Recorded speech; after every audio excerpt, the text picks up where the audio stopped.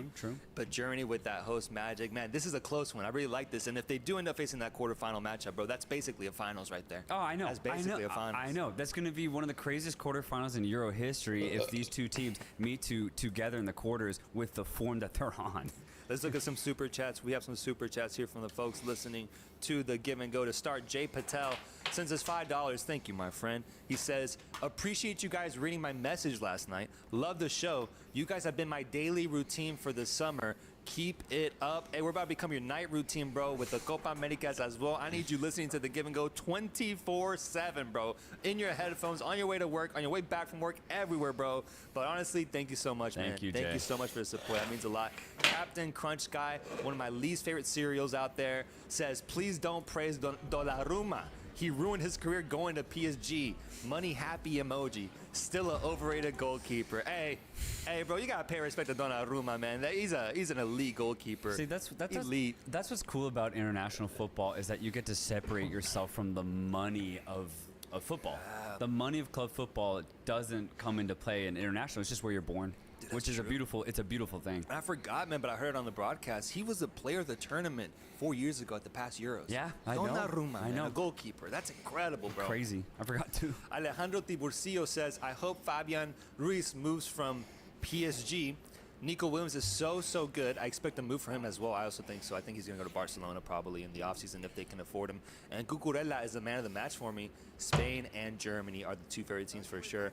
Yeah, I'm curious to know, who do you guys think is the man of the match? Actually, that's a dumb question because we just talked about Nico Williams. I guess me, it's Nico. Just performer. He was so good. His isolation one-on-one was fantastic today.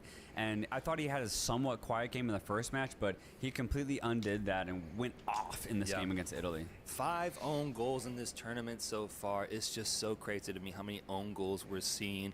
Definitely a story of the tournament. And still, no brace. No player with a brace at the tournament yet, I believe, dude. God damn. That's crazy, man. This is one of the most bizarre tournaments we've seen, and it's been fire, bro, this entire It's been fire. That's the thing. And so we're going to go on to the next game, which is Denmark versus England. Chat, I need your input. I need to know what you guys think about the result we saw today between England and Denmark tying 1-1. Be honest with me. What do y'all think about this English team? Be honest with me. And beyond that, because I already know what people are going to say, you know, if you're going to criticize Southgate, that's fair. What would you do differently? What would you do differently? Because for me, watching England play today really sparked with the question of, one, what the fuck is happening? And two, how do you fix this English team? Is it really Southgate? Is it a player-to-player thing? Is it a thing about passion, emotion? Is there something that you can just say to these players? Is it about tactics? What's wrong with this English team, bro? God. And on the other side, shout out Denmark for having a great game plan and getting a point out of this game. I want to get to Denmark later. Yeah. I want to focus in on England because, dude, I honestly think it's kind of everything all mixed together. First off, this was the worst England game I've seen since 2016. Since they lost against Iceland. Yep. This is the worst I've ever seen them perform at a major tournament. This is pathetic today. They lost to Iceland last week. This was really I don't count friendlies. I don't count friendlies. I only count competitive matches. But this was pathetic, man. Truly, because sure, they played a good 20 minutes just like they did against Serbia, but for the rest of the 70 minutes, I mean, they were on their heels. But and not only were they on the heels, when they got on the ball, they looked lost. I want to isolate two players very specifically here. Phil Foden and Bukayo Saka, for as good as they are at club level, dude, they don't look like they even play for a top team in this English shirt at this tournament. It's pathetic. They look absolutely lost out there, and I'm wondering if it really is just like the sentiment of it's been such a long season for both of those guys, and for them to come out for a Euros and try to give the same. Can they? I really do wonder. I mean, Foden was named Premier League Player of the Year. He himself was the reason Manchester City probably won the Premier League this year, and now he has to suit up for the Euros. Is that getting to his head? And then for Saka, I mean, he had probably one of the most disappointing ends to a season because he gave everything for Arsenal, and then now he has to suit up for England and be like, all right, the Arsenal season, yeah, sure, we didn't win, but now I got to win for England. I don't know what's going on. I think it's a mix of mentality, a mix of tactics. Southgate's decision making too, starting Trent Alexander-Arnold once again. I just don't think that's the correct decision. A lot's going wrong for England, and it is clearly showing in the way that they're playing so far in both of these matches. No, 100% agree with you, man. And that's the dichotomy. I just learned that word. That's the dichotomy of this team, bro. What, like, I'm seeing so much criticism, like Cole Palmer, 0 minutes today. 0. But is he the solution? I think so. Yeah. I think so, because when you look at the way England has played against both Serbia and Denmark, they don't have any midfield presence. Yeah. England have nothing in the midfield, and it makes sense. Jude Bellingham is no longer a midfielder, right? He, this last year, has transitioned to basically a secondary striker at Real Madrid, so you count him out even though he's a midfielder for England, right? Declan Rice is the only proper midfielder. Trent Alexander-Arnold is still this weird fullback midfielder hybrid, and I think he's still trying to figure that role himself at club level. So if you really think about it, there's only one midfielder truly on the pitch at all times for England, and it is clearly showing, because when they do get the ball, it's either the back line that has the possession or they lose it. Because Saka and Foden don't know where to go. If they get the ball, they don't know who to pass it to. It's just not looking good as far as England trying to build up plays from the back. It's just not, it's looking terrible. Noticed, man. I noticed that because like it really does feel like when they're on the ball, they just don't know how to read each other, how to predict where each player is gonna go. Like their chemistry is completely off, and it creates even more drama because these are like the top players in the world that we're seeing, but it really shows the element of like a team aspect, like how we saw Slovenia today with a team of basically no names play so well as a unit. England's the opposite. It's nothing but individual names, but once you put them together, they have no idea what to do because the roles are so bizarre, man, and vague. Like Trent Alexander-Arnold, I think, really represents that. Is he best suited as a right back? Is he best suited as a midfielder? Is he a right winger, bro? Right. What's Trent, bro? What is he? And I think he's trying to figure that He's trying to figure that himself. He's trying to figure out that Jesus, hard ass sentence. He's trying to figure that himself out in the process. Yeah. And so I think it creates a conundrum of a team and a result and performance like this, man. Let's look at the chat because it looks like people actually completely agree with us. We have JC Sells on, who says 100%. When England had the ball in the midfield, it was over. It's over. Yeah. It's over. It's over. Nothing happens when England get the ball in the midfield. Nothing happens. Let me see. Let's see. Go back to the chat, please. Scroll up, all the way up, because we got a lot of comments here. Right there. Chucky says, Southgate is letting the golden generation down. Play Foden as a 10, Rice as a center defensive midfielder, and Bellingham as a box-to-box midfielder. I actually agree in the sense that I think Southgate needs to talk to Bellingham and say, look, I understand your role at Madrid, but let's try and change that for this English squad. Just become a midfielder like you were at Dortmund, right? He has the skill level he has the ball level, right, to be able to pull that position off. I don't see why that doesn't happen because Bellingham ends up being way too far forward, so there's no one to pass to centrally, and that's why England look lost. There's no one to hold on to possession, but Bellingham has to change his role for England if it's going to work, but that's up to Southgate to communicate that. Actually, I agree with that. One RNW says, I mean, I'd argue we had better players before, and the same happened as well. Gerrard, Lampard, and Scholes couldn't win together. I mean, it's a common theme for England, having incredible names and not being able to perform on the biggest stage. It's not coming home, says Simeon Leao. Let's do a poll here because I don't know where the people stand on England. Do you see England as a title contender anymore? No. Ultimately, no. This was the game that they needed to prove to themselves and to the world that, sure, we had a shaky first game, but we could fix things. They'd fix nothing in this match. They fixed absolutely nothing. Now, here's the thing, though. With 4 points, they're probably qualified to the next round. So they don't even have to worry about the next game. Even if they somehow lose against Slovenia, which might happen, they'll still go through. So it's not disaster for England. Round of 16 exit would be disaster because considering the talent level of this team, but they have a lot to work on, and I just don't think this team can get past the quarterfinals. Dude, I thought that the subs that happened at like the 60th minute, taking away 3 players was so indicative of like Southgate just his confusion with this team, bro. What successful team subs out 3 of your best players like that and then put 3 players in a tied game? That's not a good thing to do. Like, obviously he was looking for a solution, and I get it, but I just don't think that's a good system. Like, imagine if Nico Williams, Lamine Yamal, Morata all got subbed up at the same moment. That would say something about the Spanish team. The fact England did that today, I thought looked really desperate, bro. It looked really desperate, just looking for an immediate solution, and you just couldn't get it, man. Because even Eze and Bowen and Watkins couldn't really do much up top when they got the opportunity, man. No. The poll says 83% no, 17% yes. I actually completely agree with you guys. And so that then leads me to my next question. Are you officially out on England as your pick for the tournament? I'm out. Obviously, dynamically changing my overall winner. I think I'm going to go Germany now. I do think Germany has what it takes to win this, considering they're also at home and it looks like they're getting a lot spiritually from their fans. I think Germany's the next best team. Spain's right there, though. Spain is right there. Spain's right there. And I'm still holding out for France. I'm still holding out for France. Should. No, you I'm should. sticking to my France pick. Anybody should. I'm sticking to my France. But for England, man, this was pathetic today. Justin Castillo says, you can blame the English media in a way.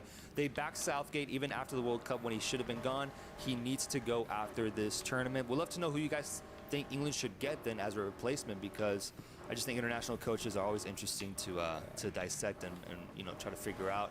England will get knocked down in the round of 16 if they keep playing like this. England is overrated, says Johnny. Chris Gray says Southgate doesn't even have the balls to change his lineup, even though it's glaringly obvious. I thought he would change Trent Alexander-Arnold, man. I thought, man. So too. Yeah. It was so clear that England struggled in the midfield against Serbia. Of course they're going to struggle against ball players of Denmark. And he said, no, we're sticking to Alexander-Arnold. That was a massive surprise to me. So I don't know. It's just not looking good. Here's the thing, though. The individual quality of England is probably one of the best of the tournament.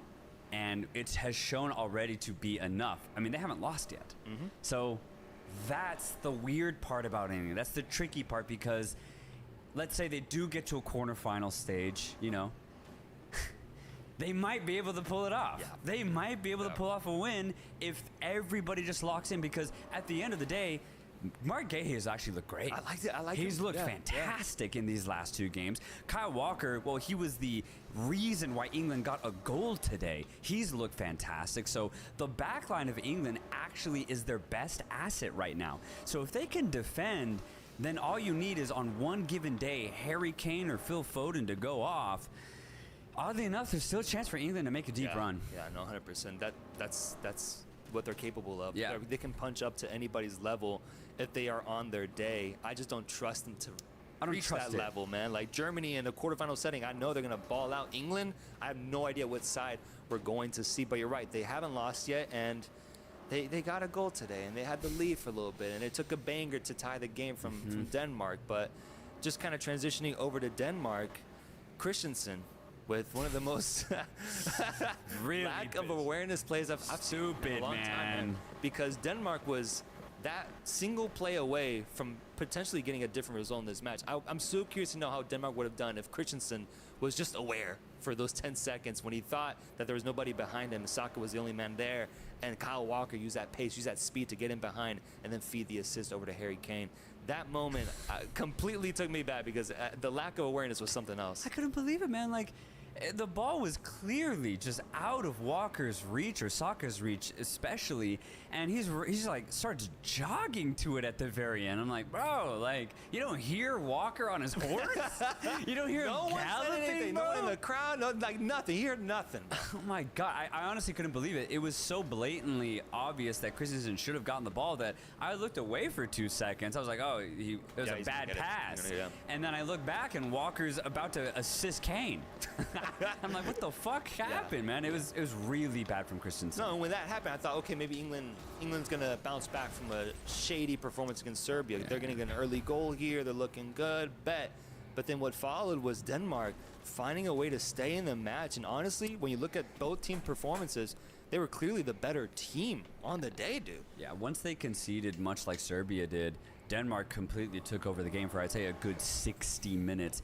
England got back into it like in the middle of the second half, but for the most part, this game was bossed by Denmark, and it kind of put a smile on my face, because this is the Denmark that I'd hoped to see. I was wondering that. I'd hope to see this type of performance at the World Cup. Well, obviously we didn't get that. To see it today, I was like, okay, it's still kind of there. Yeah. It's still kind of there, but just overall, I thought Denmark put in a really good collective performance. Christian Eriksen looked great today. You know, considering that he's not getting any younger, he still looked absolutely fantastic. And then you talk about the goal from Kasper Hjulmand. Oh my God, man! What a banger of a shot! You could show me that goal for the rest of the day, and I'd be happy just watching it on rerun all day. It was a gorgeous goal. And I know I already have. Challenge. I've already seen it like 50 times, bro. It's a beautiful goal. It's a missile. It doesn't even touch the ground. Once he gets it and shoots it, the next thing it touches is the post, and that shit travels like 22, 23 yards. It's a gorgeous hit from Hjulmand, and just the way it rattles off the post into the back of the net in the Denmark end. What scenes we saw from Hjulmand and the Danish fans. Potential nominee for goal of the day. Already my goal of the day. Favorite? Already favorite. Give me the title card.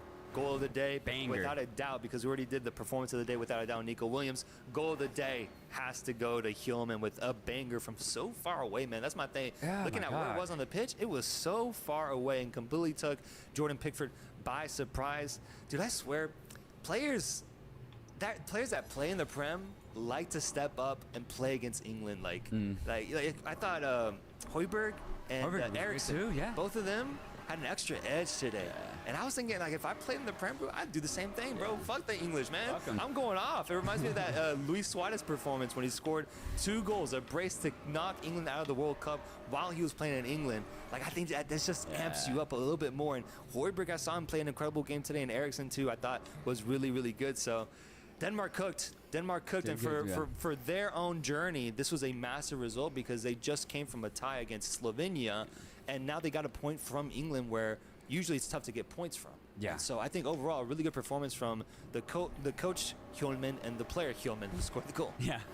No relation, by the way. Really? I checked it. There's no relation between them. Damn. Okay, that's crazy. That's crazy. But Denmark is now in, I believe, tied in second place with 2 points. Yeah. 2 points, but they're set to play against Serbia last. So maybe they can get 3 points there. Folks, what did you think overall about this game? Let me know your final thoughts before we transition over to the last match of the day. Let me know your final thoughts. Any Danish people in the chat, show some love, man. Celebrate your result here against England because this is a really good result at the end of the day.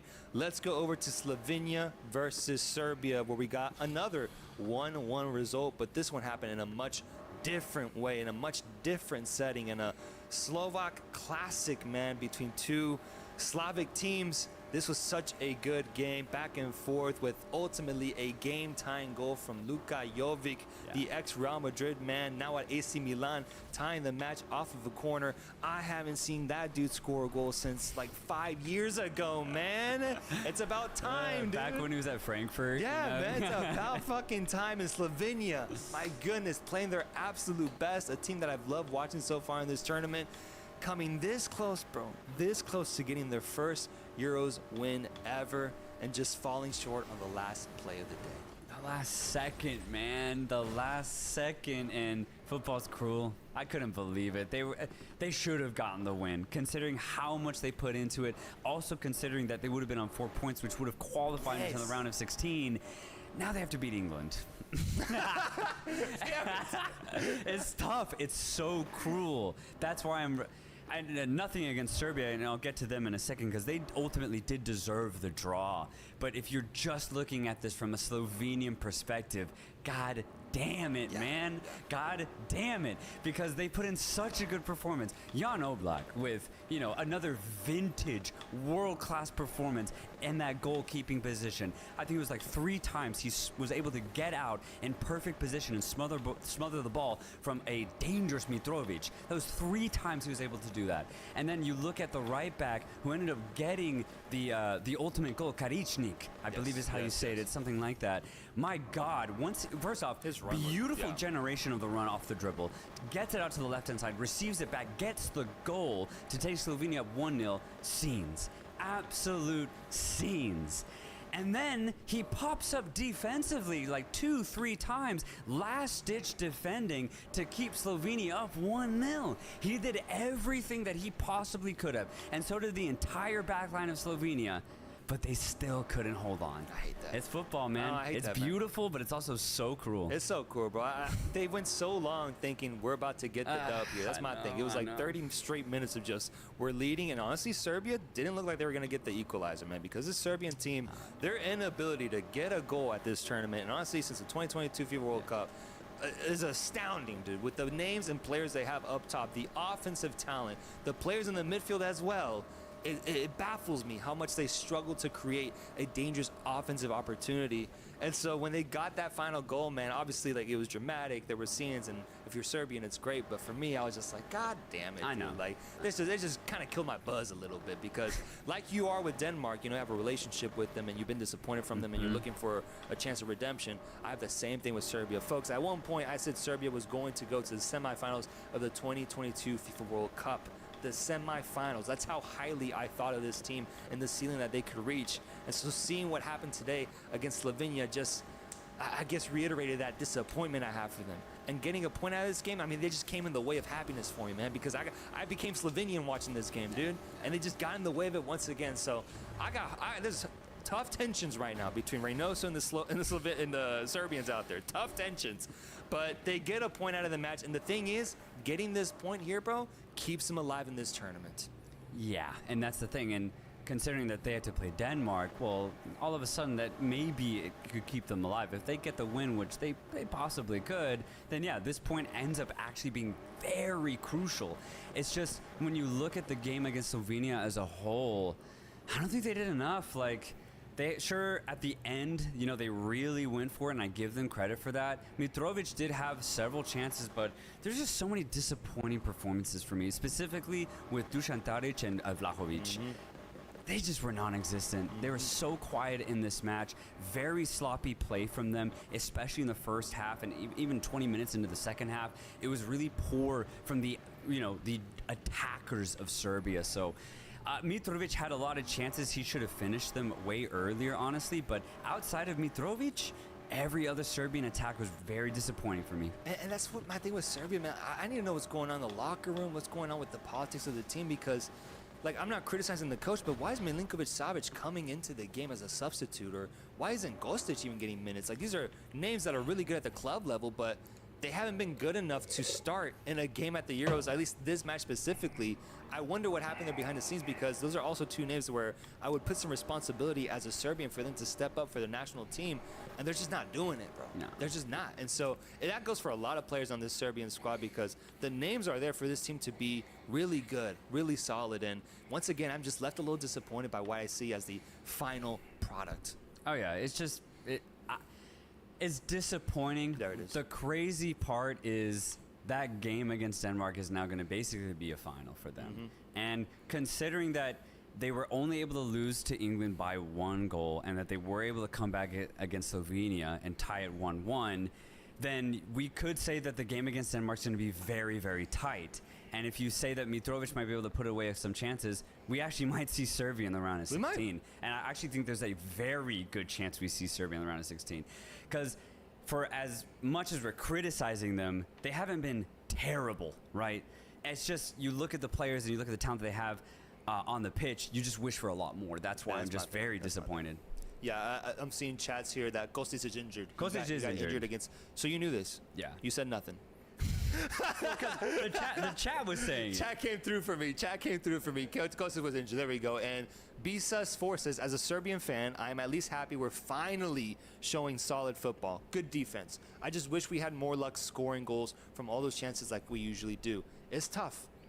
I can agree with that. Igor Nopolis says Sergey is a reason we're playing this slow and shitty.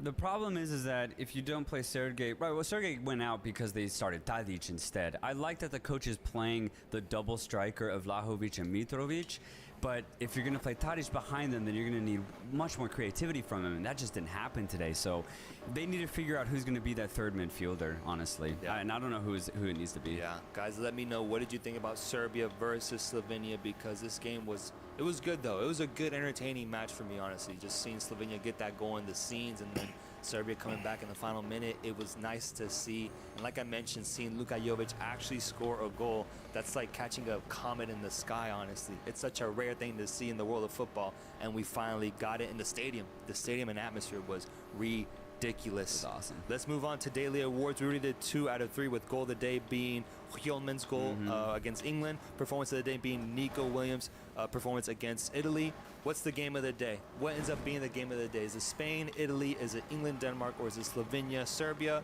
My vote is actually going to go Spain, Italy. Yeah.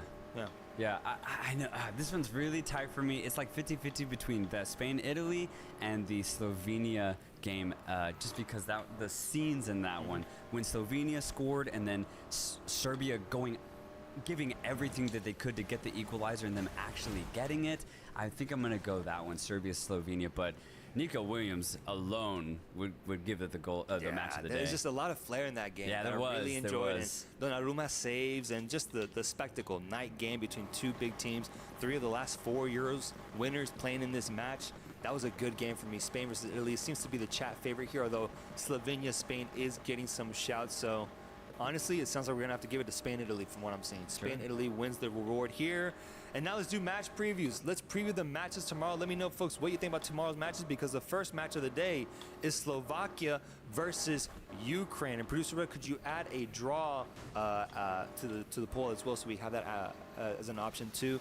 Slovakia versus Ukraine as the first game of the day. Slovakia in second place right now with 3 points off of their victory against Belgium, and Ukraine looking to bounce back against one of the worst performances we've seen from that first round at the Euros. Yeah, it was really bad. I'm going draw on this one. I think Ukraine will play a little bit better, but the defense and physicality that Slovakia have won't allow Ukraine to do that much better.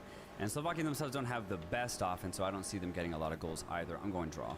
Draw? Yeah, I'm going to go Ukraine wins. I'm going to go Ukraine wins. They wake up, they bounce back from what just happened, and they get 3 points out of this game. Slovakia, their best moment was beating Belgium. That's my prediction. Poll has it at Slovakia winning 43%, Ukraine 25%, and draw at 32%. So anything can happen in this game is what I'm taking away from this poll, man. Anything can happen. I do think so, yeah. Honestly, anything could happen in this match. Second game is Poland going up against Austria. Poland against Austria. Both teams are in the final 2 spots of their group, with Netherlands in first, France in second, Poland in third, Austria in fourth. Both teams coming off of a loss here. Does Poland pull off a victory, or does Austria get 3 points? No, Austria's getting the 3 points. I thought they played fantastic against France. It's just they went up against probably one of the best defenses in the tournament. But even then, they still were able to keep it very, very tight. Ended up being just a weird goal that they conceded. So Austria looked great in their first match. I expect them to continue that. Poland looked good too, but Austria are better. So I'm going Austria with the win. If Austria wants to be considered a dark horse, they have to win this game. They have to. Getting a result, anything beyond that, I think will be disappointing. If they want to be considered a dark horse of this tournament, this is where you get your points. I think the chat agrees with us, because they have Austria winning with 71%, Poland at 15, and draw at 15. Captain Crunch Guy getting his 2 cents in, saying Poland wins 2-0. We'll see. We'll see what Captain Crunch says tomorrow after the results. Last game of the day is a banger. It's the masked man Mbappe, which I believe will end up being healthy for this game. At least they rescinded his whole tag of being injured out for this game. It looks like he's going to be set to go for this match. France versus the Netherlands. Who wins this game? France versus Netherlands. Both teams, Netherlands right now first in their group, France in second, coming off of victories. Who do you guys have winning this match? Dude, this one's going to be a fun one, because Netherlands' offense looked fantastic against Poland. They weren't clinical, but maybe that's just first game jitters, and they can get that clinicality going in the second match. But for France, I mean, their defense looked impenetrable, and then you still do have players like Antoine Griezmann, Kylian Mbappe, Kolo Muani to call on, Thuram to call on. So sure, they didn't have a great game against Austria, but they could turn it on. I do think, just in a flash of a moment, this is going to be a banger. I don't know who's going to win. I'll go France, but low-key I might be rooting for the Netherlands. This is literally like the same thing as the Spain-Italy game, where both teams are coming off of a victory, and it's a big matchup right off the bat as a second-round match. Man, I picked France to win it, so I want to see France win this game. I want to see them win this game, but it's not going to be easy. Netherlands, this is their time to really match up to an elite squad and show that they're here for the title, that they're here to contend for it. So I'm going France, but bro, I just want to see a good game. I want to see a good Me game too. because we're gonna have a lot of big names on this stage with France leading the poll at 56%, Netherlands at 20, and a draw at 24. I think I agree with most of that. And so now what we're gonna do is a bonus match preview because tonight we have the Copa America, and we want to give our Euros viewers just a little taste of what we're gonna be talking about in just a few hours once we react to the Argentina-Canada match. Who wins between Argentina and Canada in the opening match of the Copa America? Once again, let me remind you, we will be going live after the game and after every last game of the Copa America on its given day. We'll be going live to talk Copa America as well. 2 streams a day. We're going crazy this summer. That's just how it is in OFC Nations Cup as well. But Argentina, the title winners, going up against Canada. We looked it up on Bovada. We looked it up. We're not gamblers here. At least we don't like to advertise ourselves with that. But if you bet $100 on Canada, you'll make $800 in return. Are you making that bet? I might just for funsies. That'd be a crazy payout, bro. But seriously, I'm so excited for this match. I mean, open of the Copa America, the Euros has treated us so well, man. We're getting banger after banger in the Euros. I'm hoping the Copa America can get off to a similarly hot start. And the thing is, there's a good chance we might, because there are true stars on both sides. I just think betting against Argentina, you're betting against the establishment. Oh, yeah, bro. Betting against FIFA. You're betting against history. You know, it's really tough, but the thing is, the payout is so nice, and I'm excited for the game. It'll be in Atlanta, Georgia, you said, right? Atlanta, Georgia, yeah. at the Mercedes-Benz. Damn, man, it's That'll happening. be fun, man. You're right, dude. Copa America has a lot to live up to after this first week we got with Euros, bro. Low-key, it might not. It might not. And I'd be okay with that because the Euros has been so high. Yeah, man. Yours has been It's crazy really ridiculous. No 0-0 results. Yeah, it's crazy, dude. Maybe we get the first 0-0 right here. Yeah. Maybe we get it right here. Argentina at 76%. Canada at 20%. A draw at 4%. Argentina hasn't been that good on friendlies, but I see them winning, says Roberto. I see a 2-2 draw, says JC Sells. Argentina's first goal is a penalty, says A1 Midnight. That'd be crazy. You should actually make that bet. That'd be a pretty good bet. If they get their first goal as a penalty, I could see that happening. Ain't no way people are voting Canada, says the 4th. Hey, believe, man, believe. It's the time for upsets. It's the time for crazy things. Maybe Canada can pull off the impossible. I don't see it happening, though. I got Argentina cooking Canada tonight and starting off their title defense campaign for both the World Cup and the Copa America. But, folks, the Copa America has arrived. You will see us in just a few hours, once again, here in the studio to react to the first game of the Copa America. So stay tuned for that. We have a few more super chats just to read before we go. Ant says, Denmark really never said back down. Never what? I don't get it. I'm being honest. I don't get it. I feel like he's referencing something, and I just don't know what it is. Captain Crunch Guy says, England and Belgium, golden generation, flopping. Damn, Belgium for sure. Belgium's already flopped. Yeah, Belgium already flopped. They already flopped. England, potentially in the process. Potentially in the process for sure. Anchovy Hopkins, what a name. For the 3 substitutions, Watkins did all right, but the other 2, meh. That's what disappointed me, man. I was excited to see Eze. I thought Eze would be fun. Me too. I thought he'd be fun. But I just think it shows the lack of chemistry because obviously you can't do it alone, and it's looking like England are having to do it alone when they have their wingers out there. So it's just not looking good. Not looking good, man. Hasbig 701 says praying Slovenia ties with England and stays in. It sneaks in.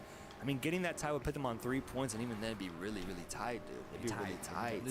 There'd be a chance because they'd have a 0 goal difference. Yeah. Which is decent. But yeah, you definitely have to be praying that other results go your way. Damn, man. I'm a little disappointed. I had Slovenia in 3rd place in this tournament, but after what I saw today, they could have gotten those 3 points. And that's going to haunt them. That's going to haunt them. That's going to haunt that country. Nearly getting their first Euros victory. England more floppy than... I'm not finishing off that sentence. Guys, thank you so much for watching. We will be back in just a few hours. Make sure to comment, like, and subscribe. It's the Euros, baby, and the Copa America, and the Give and Go boys. Until next time, guys. Peace.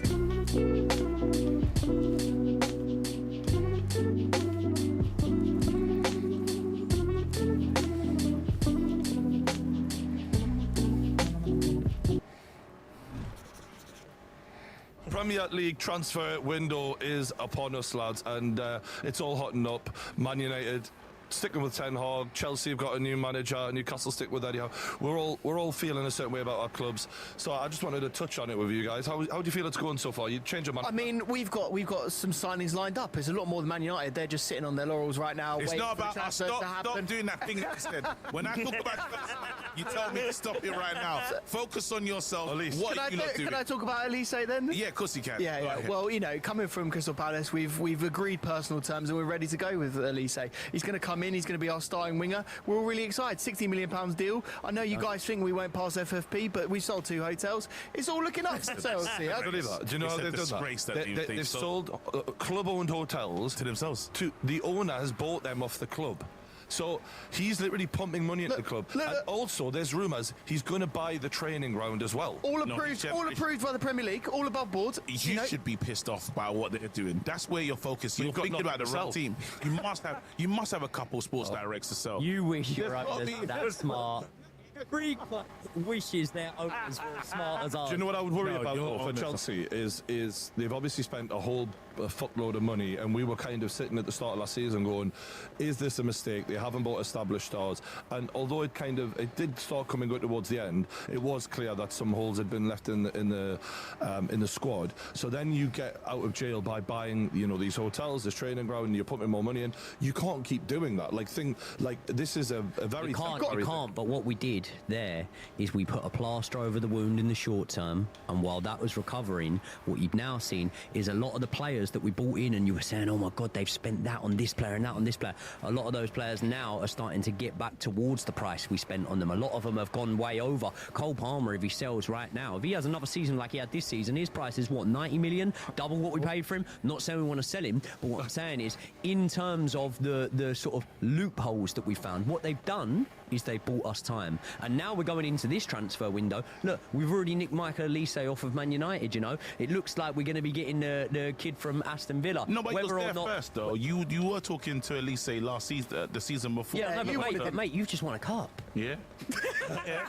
Yeah, no, but come on. was good, that. Nah, he's cheeky. He's done you there, lad. He's cheeky. That's the 2-point tackle. I don't know why you're allowing this. Bro, end of the day, you lot have got, like it or not, they got in lovely players and it all looks wonderful, but Maresca's going to be telling what to do. Are we not concerned by that? Is anyone finding it And concerned? here's the problem, is even diehard Chelsea fans that I watch on YouTube haven't got a clue who this guy is. Sorry. No, Joey's done his research. Don't know what you're talking about. Yeah, it's good. But no, genuinely, now you've done your research, what is this guy like? What do you feel about him? Phenomenal. If I'm being honest, not joking. Now, to be fair, right, I had actually watched quite a lot of Maresca last season without actually meaning to watch Maresca. We had a player on loan at Leicester, Cesar Casadei, and I was watching a lot of their highlights and stuff like that. Ultimately, we don't really know. But what I am saying is one thing that Maresca is going to benefit massively from is the foundations and the groundwork put in place by Mauricio Pochettino. I do think that coming next season now, we've got a core of players that for the most part are going to be stayed together now, right? Although we might bring 1 or 2 signings in, I don't think that core, that collection of players is going to change all that much. We've got guys coming back from injury. I think everything is actually set up for Enzo Maresca to have a successful season at Chelsea. But the big question, which none of us can answer just yet, is he any good as a manager? Getting Leicester out of the Championship doesn't necessarily prove that to me. One other worry that I have about Enzo Maresca, and I'm going to paraphrase here, but he had a stint at Parma, didn't he? And it didn't go at all well for him. And one of the quotes that he had said was, he said, too many young players had been bought in recklessly and thrown together. Yeah, That sounds familiar. I've seen that. that is the one point there that I'm thinking, oh God, if that was a problem, Of all Championship managers who've been promoted into another job, I mean, you could kind of call Vincent Kompany going to Bayern Munich a similar thing. Mental. But this is the first time I remember of any of the big 6 appointing a manager who never managed at the top level before. I'm glad we managed to secure him, because after Kieran McKenna turned down Man United, He turned down Chelsea. After Kieran McKenna turned down Man United, a club that had just won a cup, I thought that we would struggle to get a championship manager. No, we're not going to do that. Kieran turned down Chelsea. He went to the Chelsea meeting. He said, you lot are a bunch of cowboys. I have no interest in being here. And he walked out. The same way Poch, because again, you lot are talking about players that I remember, guys, we've spent enough time together. I've seen the Chelsea tears. I've seen behind the curtain, yeah, these guys have been losing it. We was in South, no, we're going to talk about it. We was in Saudi, and these guys were like, what we do with our club? It's clear leg, pure profit. I heard these guys. So now, all of a sudden, where have I got that term from? Pure profit. That's not to do with me. These guys are shitting it. I'm glad you're learning about pure profit because you need to use it. I'm fascinated to know, though, what the Chelsea owners have thought about when they're like, let's not go for any of these other top guys who are available and let's go for someone completely lower down and improved. Brian, how many, sorry to interrupt, but how many top guys are available? I mean, when you were saying, when's the last time a top six club went for a championship manager? I mean, Arsenal went for a guy who'd never managed before. But that was slightly different in that he'd clearly been coaching at the top level. Yeah, he had. What we're seeing is there wasn't any standout characters in terms of like an available top guy, but there's a lot of managers available or you could go and buy one with a lot more experience in the Premier League, and I just feel like, talk about a risk. This is such a gamble. Force Eddie Househand, at least. They're talking about the pride of London. I'm saying they can force any manager out of his position, really. If they say, if it's the Chelsea that I know, if they wanted a manager, they should be able to go and get him. That's what you lot would have said. Why? It's not that anymore. That is what we always do. We always put teams of the past and how we viewed them and then go moving forward. They should act like that. But ultimately, it's done. Look at I'm not even bantering. Man United, the three strikers they're looking at. The Man United from the past don't look at the three names that they've been linked with. So times are changing. Ultimately, I think it was always probably the owner's ambition to have this style of manager. They went with Graham Potter. It didn't work that well for him. Then I think they sort of thought, do we need an experienced manager who has managed in the Premier League, who has done this before, who has got somewhat of a track record? Went with Pochettino, and they realised they couldn't work with Pochettino, right? Now, obviously, I think that's wrong. I think that Pochettino has forgot more about football than these owners know. So I'm going to lay my cards on the table and say that there. But what am I going to do? When the owners decide against it, what am I going to do? Get rid of all my old kit, stop supporting Chelsea and do something else? No, I'm not. Pressure's on, the pressure's massive. The pressure's massive. Pressure's always on, but like when you appoint a manager who raises the eyebrows to that height, the whole of the Premier League are going, sorry, what? Like, it was just coming good for you and you've gone for a guy who's never managed in the Premier League. When you look at the profile of manager, formation-wise, tactics-wise, they have appointed a manager that should fit seamlessly into this team. With the history of Chelsea getting managers sacked, players down in tools and stuff, don't you worry about... I mean, good news, KG. They're giving him a 5-year contract, so there's nothing to worry about. No, but that's still cool. But I'm just saying, that's mental. But I'm saying, when the going gets tough, or, just the Chelsea, we have it at our club, so I'm not going to act like we're above it. The thing of players down in tools and not wanting to listen to him, there's a chance. Like there was too many. There's not a player on Chelsea's books at the minute that has, well, on their books maybe Lukaku out on loan, things like that. But in this team, there's not players that have down tools on managers. Yeah, that's the Chelsea of years gone by. These lot did not down tools on Pochettino. He had some bad times, man, and you heard that the players, there was real harmony at Cobham. The players really, really liked him. I don't think we can ever move on if we're still going to level past criticism that these new players. The question is, can Maresca get the respect of the players? That's because sometimes you get into this. You get what we had with David Moyes. David Moyes pulled up at Old Trafford and was like, who are you? Like there was these players that looked at him and said, nah, like all your tactics, I'm questioning. You should never have a manager that you question what he's saying to you. But then guess what happens? When he now picks his 11 and you're frozen out, then I have to define the reason why I should still listen to you when I'm not a part of your plan. That was a dressing room full of winners, by the way. This is a team that haven't won anything since the Champions League win and still standing from that team. Now Thiago Silva's gone, is what? Chilwell and Reece James, right? They love Poch, though. They did love Poch, Joey. You see all those posts when Poch went. Definitely. Jackson. Who else was it? All of them. All of them. They definitely love Poch. But I tell you what, if you come in and win things, it doesn't really matter. The players love Lampard. All of those players that went and won the Champions League for Chelsea under Thomas Tuchel, they all love Lampard, man. Lampard gave them their big breaks. The point that KG makes is an interesting one in that, can a manager who all of these players are going to look at and know, you've been in the Championship, Like, what can you tell me, mate? Like, can he get their respect? It's going to be, I'm sure he can. I'm sure he's going to try and fight. But if it does get to a rocky position, that's a tricky one. What is Pochettino's CV? Like, you beat us over the head with the fact that Pochettino hasn't really won anything to, worthwhile. Like, we're looking at Pochettino and saying he's not a winner, right? So, the difference. Though, and he's managed at PSG. He went to the Champions League final. He's managed. That alone is so superior. He's not a winner. He makes Spurs relevant. If you look at Spurs, the amount of players that he built their careers, Harry Kane became a star under Pochettino. If you're Mudryk, if you're Jackson, you do look at Poch. Like, don't get me wrong, I'm not Poch's biggest fan, but I think you look at Poch and go, that's an experienced manager. They know who he is. We've never heard of you. You're the fucking Leicester manager. We don't even watch your league. So that's the irrelevance that he's at. Whereas, when Eddie Howe took over Newcastle, he was taking over a group of players who were on a par with his stature in the playing field of football. Whereas these Chelsea players are 1,000,000% going to feel we're above you. And look, that's completely true.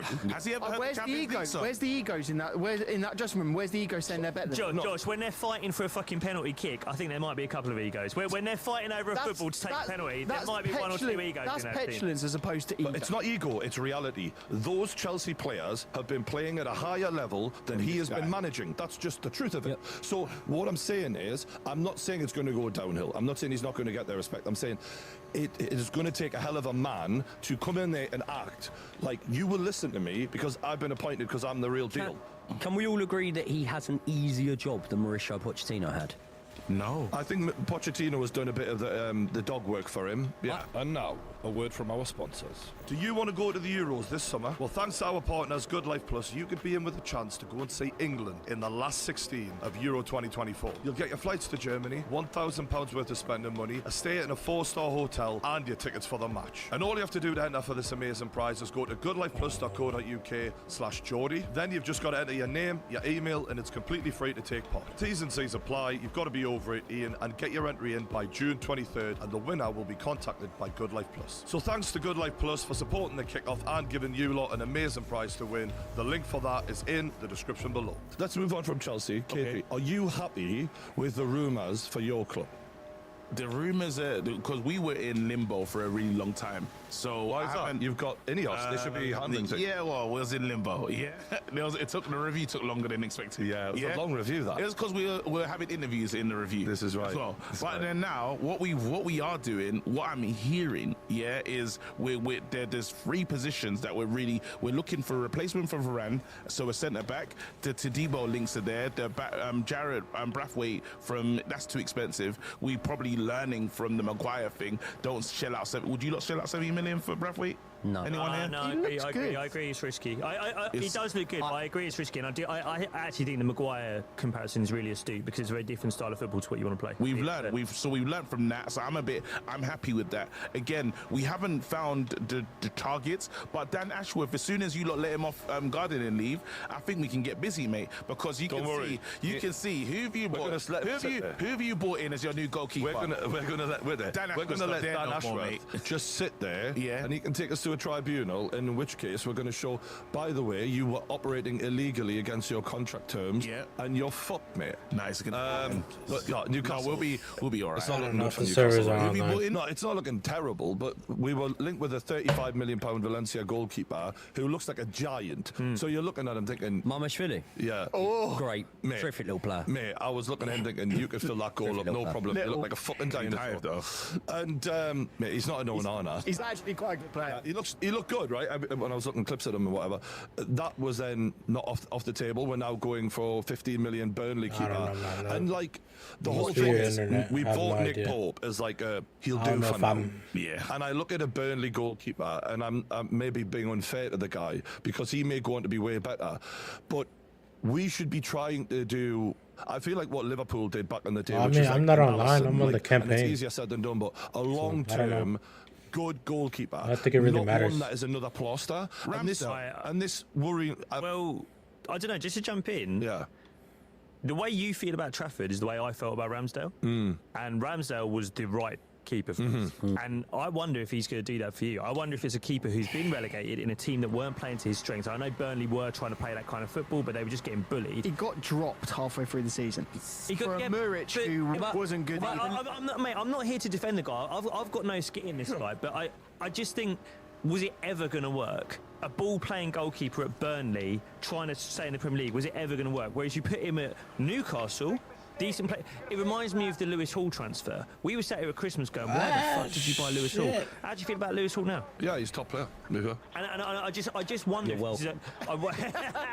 I wonder if this is another one of those where at first there's going to be questions, as there were with us with Ramsdale. I mean, Ramsdale, when we announced his contract extension, stupid contract extension by the way, it's the reason we can't sell him now. But when he announced that extension, he had to say in the video, he was like, I know Arsenal fans weren't sure about me at first because he'd been relegated, because we hadn't seen him at his best. Well, we inquired about him, but they're asking too much money. It's a Man United graduate, so he should be all right. He'll be fine. I think Ramsdale. I mean, I can give you my prediction about Ramsdale if you want. I don't think we're going to be able to shift him. Well, not because you're asking too much money. Yeah. Well, how much are you asking for? Well, I mean, they're saying we're asking 50 million quid. Listen, if we got offered 30 million quid, we're selling him. The problem we've got with Ramsdale is we fucked that whole thing with the keeper situation last summer, because in June we gave Ramsdale a new contract on 125 grand a week. By the way, he earns more money than Edison. What? Yeah, he earns more money than Edison. And now we're trying to.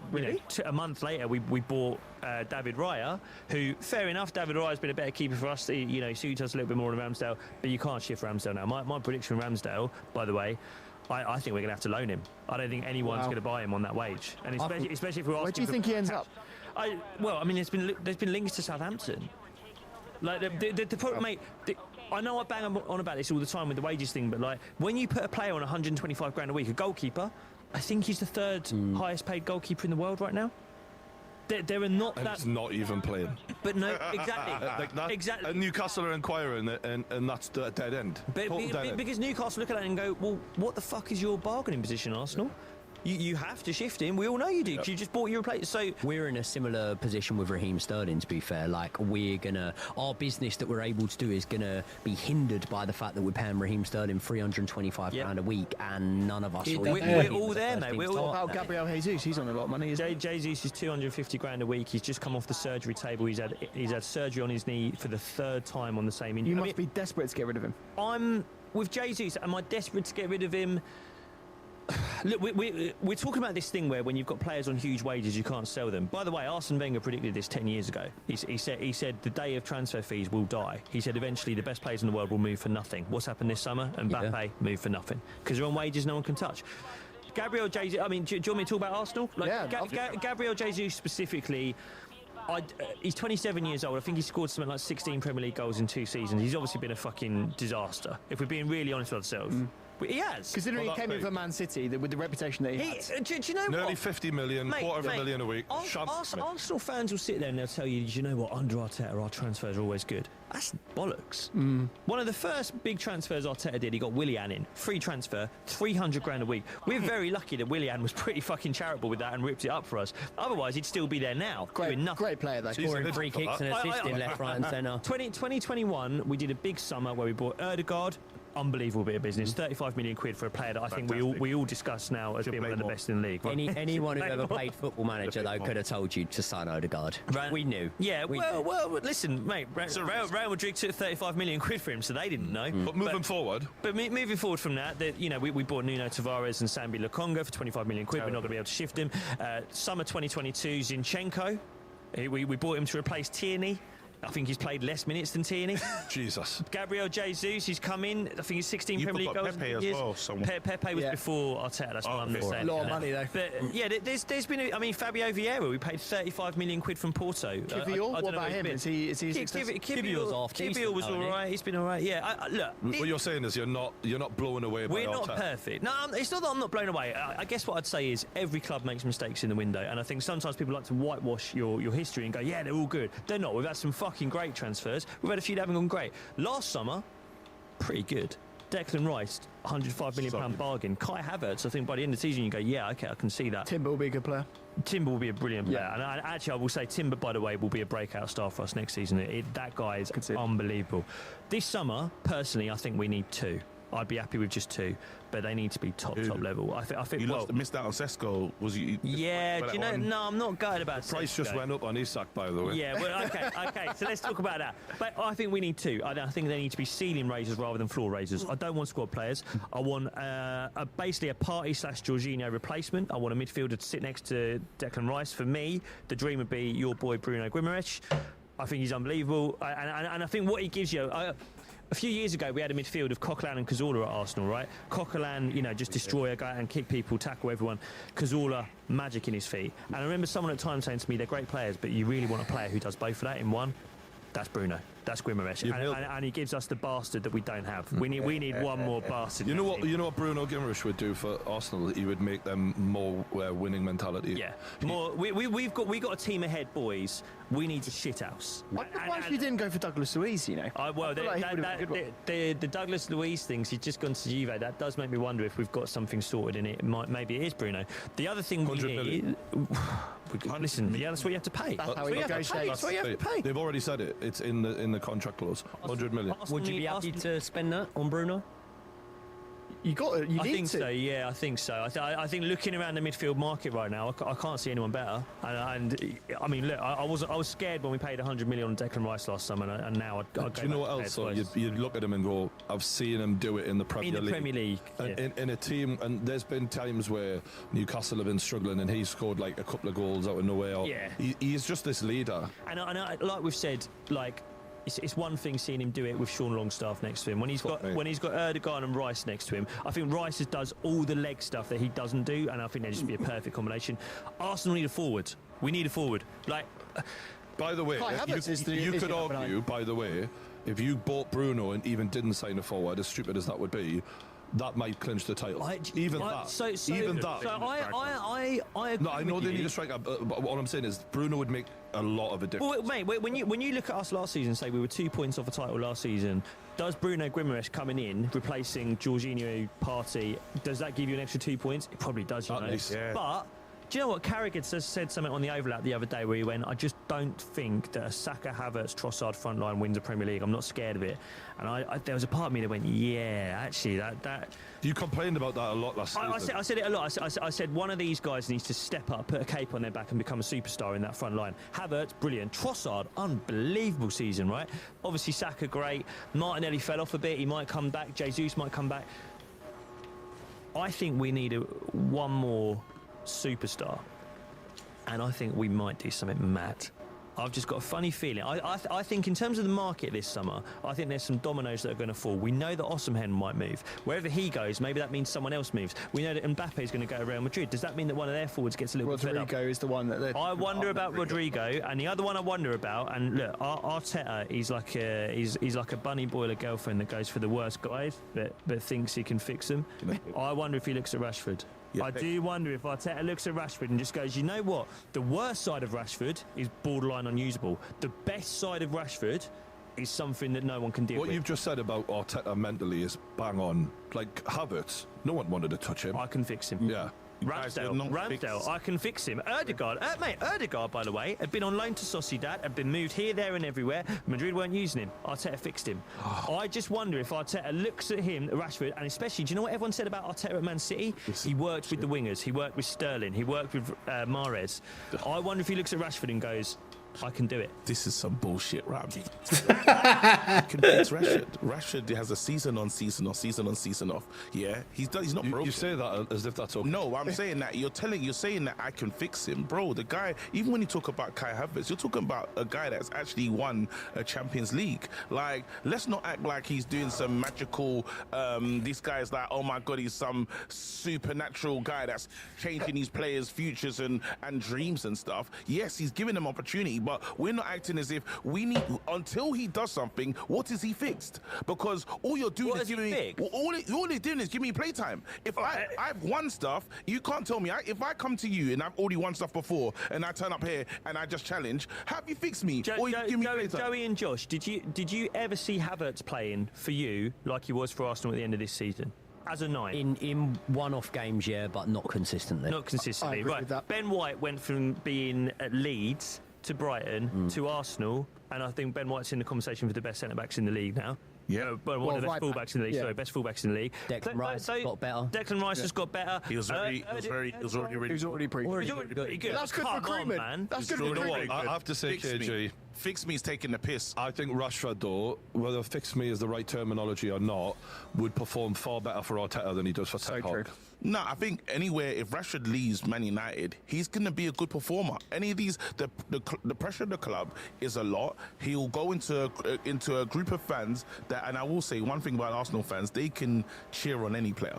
Do you know what I mean? Like, they still love El Nene, for Christ's sake. So it's like he would love that. He'll go into a group of people that doing the Rashford celebration. Same fans that said that he's trash, called him all sorts of names before, and all of a sudden he could be the thing that made them win the league. But that clinch it with a Rashford. I've deleted my history, mate. There you go. Because I know. There's a lot of people. I think it could, Brian. I like. Do you know what? It would cost a lot of money, you know, as well. Well, How much is it yeah. going to be? Well, the value of Rashford, it's in Manchester United's interest to sell him because the wages are so high. But Pure profit. Pure profit. Pure profit, mate. This is actually a pure Bingo profit. card. This is a pure profit. This is a pure profit special. Yeah. But also, like, his playing value is not very high. Like, he clearly, it's not working for him in the Ten Hag side. To a rival. He doesn't work with Ten Hag. To a Premier League rival that can go and win the clinch the title, we're not going to sell him. What is it? Respectfully, we're Can not we- your rival. I remember he said that. You're right. He said that. Yeah. That hurt, It doesn't Katie, hurt. didn't it? It doesn't hurt That because hurt. again, they need to do certain things before they can actually become our rival. Imagine. Let's be. Remember, They it's been do 20 you years. what you did to them with It's been 20 years. This is Robin Van Persie all over. Doing that. We need a player. They've done the guard of Let's honor just for us. They've put done the it. guard of honor for Van Persie, bro. They're not doing it to us, Imagine- bro. You're gonna It's do it. not happening. You're going to do it for your academy. They boy. 20 You're gonna do it for years. your academy. Do you know what it is? 20. That Don't would be the get ultimate twisted. revenge. These lot haven't won for years, bro. They have been shit for years. The Robin Van Persie revenge. Who the hell do they think they you are? signed Rivals? Rashford and Man United give you the God of Rivals? Who? Them? Piss off. Or you need to sort out your rivalry in London, bro. You need to Stop bringing it up. you need to get a positive goal difference. You need to sort out your London rivalry before you start talking about Mate. us. We're not on your level, bro. You have to really look up to look. What? How dare you, bro? Arteta. You have to look up. Arteta, Bitch, Arteta it beat you is twice. gonna have whole play fix you on. He's going to be looking at pictures of Marcus You Rashford. pricks. Marcus Rashford all summer just thinking, life will. He's going to sign him. He's going to sign him. You're going to end up giving him a guard of honour. It does scare me. Like, I look at Rashford, I'm like, fucking 350 grand a week. Trips to Belfast. He's sitting there in cars with drill musicians. But then I'm just like, the upside of that talent. Drill musician. He does seen that. But the upside of his talent, like the best of what Rashford can be, he's one of the best in the league. He should try fix Sterling. Mate, I wouldn't mind him fixing me. Honestly. I wouldn't mind him sitting down and fixing me. Help me with my career, my finances, my marriage. What about Newcastle, Brian? Who are you in for? though? Who's the dream, Brian? Who's Yeah. the dream? Well, they're Keep hold of Burnley everyone. goalkeeper, but that's not the dream. What is it? Is it more just keep hold of Do you everyone? know what it is, right? The thing that gets me most excited, you know, when you're browsing Twitter and you're like, Oh, yeah. just don't get me. Oh, this will be amazing. Is when we get linked with Almiron leaving, or like Longstaff, 15 million Evan. And I've been thinking about this because I'm like, do I quote that and say, so sad to see him go, really hope we keep him, just so that like Is that I don't actually wanna- is that a rumour, by the way? Longstaff to Everton 50. Longstaff to Everton, 50 million, Right. and Almiron to Saudi. Can I just say, I know no one supports them, thank God, but Everton, they're going to pay, what, 15 million for Longstaff potentially, 30 million for Amanda Broha. Like, aren't you supposed to learn from your mistakes? Joey, the best penalty the Premier League could have given Everton was to let them spend more money. Because they make themselves worse. No, genuine. They're the only ones who broke the rules who literally are still like struggling. Yeah, So yeah, I was praying that was true. In terms of players in, I know before we go into the next financial window, we might have to move some players. So I am expecting Callum Wilson to leave. I think he wants first team football. Also, he's literally injured as much as he's fit. Watson. His injury record is tragic. I don't know if Trippier will be here next season, only because I'd like him to stay, because for me, the character of the lad and the fact is his stats speak for themselves. But if we're in a situation where you have to sell someone, you're looking at older players with value. Still get good money for Trippier. Yeah, but this is the thing. He's probably going to have a decent tournament. So I would rather keep him, but I could see it happening. It's your backup options there as well, though. That softens the blow. Well, I mean, essentially, Trippier was the here and the now, and then the future is Livramento and Lewis Hall, and we're kind of seeing them creeping in. And ideally, I wouldn't want to have a hard cut. I'd want to transfer them over, because Trippier can give them both better coaching than anyone, because he's at the top of the game, in my opinion. But in terms of players in, I'm worried, because there's a hole in that team that has been needing to be filled for the longest time, and it's the defensive midfield role. When we play, if you watch average positions at Newcastle, there's such a gap between the centre-backs in our midfielders. I know you say Bruno. Isn't that Tonali? Well, Tonali, not really. Box to box, Not really. Yeah. So actually, if you're looking at our midfielders, Longstaff, I don't know what he does. You've got Joe Linton, who's an enforcer, but he's a number 8. Tonali's a number 8. Bruno's a number 8. We do not have a central defensive midfielder. So I'm like, okay, this has been a problem for years. Surely now we fix it. And everything I've been linked with is not that. You've been linked a lot with Morgan Gibbs-White. Morgan Gibbs-White. Oh, that's what I was going to say. Can I interest you in a Scott McTominay? No, thank you very much. Gibbs White is a player. Get out. I know it's not in terms of the balance of the team. I know you almost go, oh, for God's sake, another 8. So good. No, He's a 10, really. He's even Gibbs more. White, I've seen him play in multiple positions, and look, he's a good player, and right now we just need good players in. We will need a backup striker for Isak. Who is that going to be? We definitely need a bit of depth on the wings, because... Can that interest you in a Donny van der Beek? No, you start to realise. Don't make it out. No, but you just You've start- got some shit But in your how ball much club. trash is lurking You've got some fucking- so in many the bad basement of players. Old Trafford? Do you know what I mean? Good defensive midfielder, Amrabat. Yeah, the saddest thing- you're not even signing him. We talked about it earlier, but the saddest thing for me is I had all these hopes when we bought out Saudi. We spent 200 million. We spent another 200 million. We got a real decent group of players in, but they're still so, like, for example, our centre-backs. Sven Botman is crocked, and God knows if he'll ever be the same again after knee surgery. No. Fabian Shaw is very old. He's not, I don't know if he's old in years, but like he plays like an old dude. Like you're looking at him like you haven't got long left, are you? Jamal Lascelles, my God, he was with us in the I championship. can't believe he's still there. Our average centre-back partnership is like Dan Burn, Jamal Lascelles, Fabian Shaw. So there's still so many gaps. The fact that we have somehow managed to be in the top 8 is a miracle. And if we can't continue spending money, that's where like that Man United Man City lawsuit. I'm like, yeah, maybe I might have Told you, turn he's to the dark corrupt. side. Yeah. He's corrupt. He's corrupt. For Man United, I'll quickly say we just need to Casemiro, if we can get him off the books, that's a brilliant job. If Saudi pay extortionate amounts of money for him, I would love I'm it. going talking about to have to have 60 a word. No, they won't. I'm going to have to have a word. What are you doing? They're our competition. So yeah, we need to get Casemiro off the books. What else do we need to do? That Varane is gone. Varane off the books already. Sancho off the books. Greenwood off the books. I would still love to sell Maguire.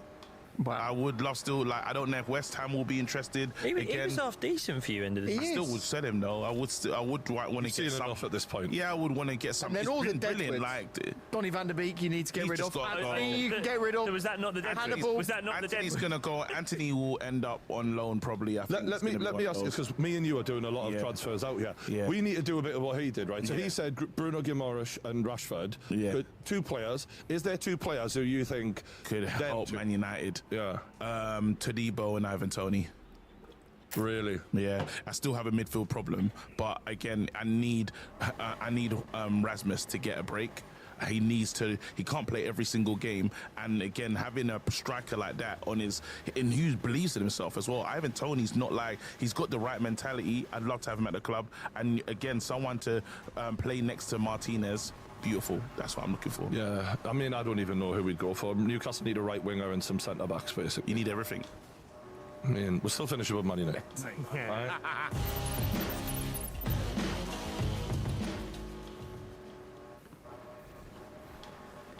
No sé si ustedes, me imagino que ustedes dijeron sus predicciones de Copa América y de Eurocopa. Sí. La Eurocopa, ¿quién la gana para ustedes? Para mí España. ¡Opa! What Bien. the fuck? Espérate. Bien. ¿Por qué España? ¿Por qué España? Porque me parece que es un muy buen equipo de fútbol donde se mida, donde debería medirse el juego colectivo y no individualidades, como es Inglaterra. Una selección tibia. ¿Algún jugador en España que te guste mucho, quizá, que tú quisieras que gane la Eurocopa?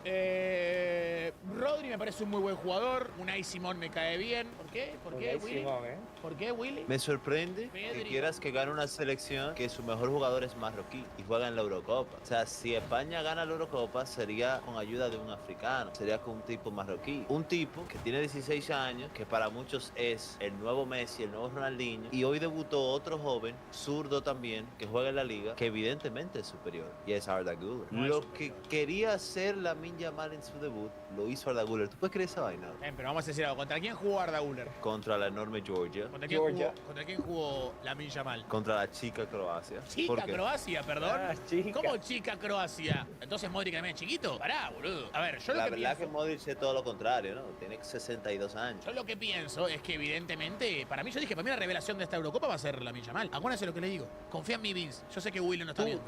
Una pregunta, ¿tú amas a Lamine Yamal? Amar. Yo amo a Amar, amo a la Esférica, amo a mi madre, amo a Messi. Pero Lamine Yamal me cae muy bien, sí. Es un gran jugador. O sea, ¿te puedo decir que te gusta mucho Lamine Yamal? Me gusta Lamine Yamal, sí, me gusta Lamine Yamal. ¿Te puedo decir que te encanta Lamine Yamal? Me encanta Lamine Yamal, sí. Banco. ¿Te puedo decir que te encanta un menor de edad? No, me encanta como jugador de fútbol. O sea, me encanta como jugador de fútbol, amigo. Estamos separando al artista, No, o sea, te encanta Lamine Yamal. O sea, a mí me encanta Arda Güler, me encanta un chamaquito de 19 años. ¿A ti te encanta un chamaquito de 16? Como futbolista profesional me parece un muy buen jugador, sí. Que me di cuenta desde que me conoció, su carrera fue para arriba. Me di cuenta de eso también. No es que yo lo conocí a él me conoció a mí. Y ahí, Oh, claro.